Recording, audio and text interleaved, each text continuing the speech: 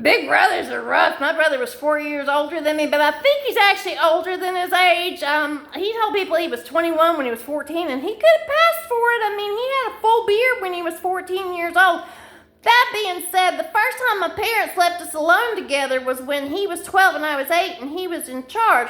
And they went to the lake for the day with their friends, and we had HBO. This was the 80s. We were real bougie. I had no idea how bougie I was. And we had HBO. My brother said, let's watch Friday the 13th. And so we watched that, and then he said, and it scared me, and then he's like, a couple minutes later, he's like, here, light this lighter, and I lit it. He said, I'm gonna tell Mom what you did. He set me up all the time to get me in trouble. And then we went to the lake that summer. That we always rent a house on the lake for a week, and we went to the lake that summer, and we'd rented a cabin, and it had a pitchfork hanging on the front of the cabin, like decorative. My brother said, that's Jason Brothers Bubba's pitchfork. He kills people with it. And, I was kind of scared.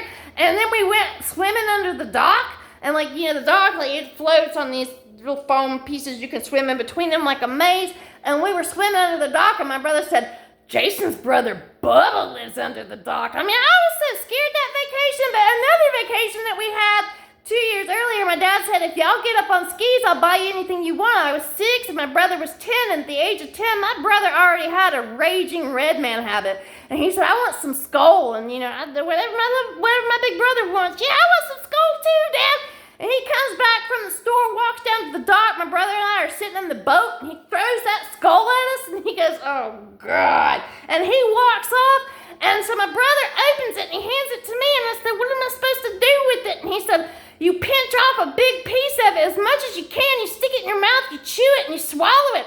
And that's what I did. And I didn't get sick. I got a stomach of steel.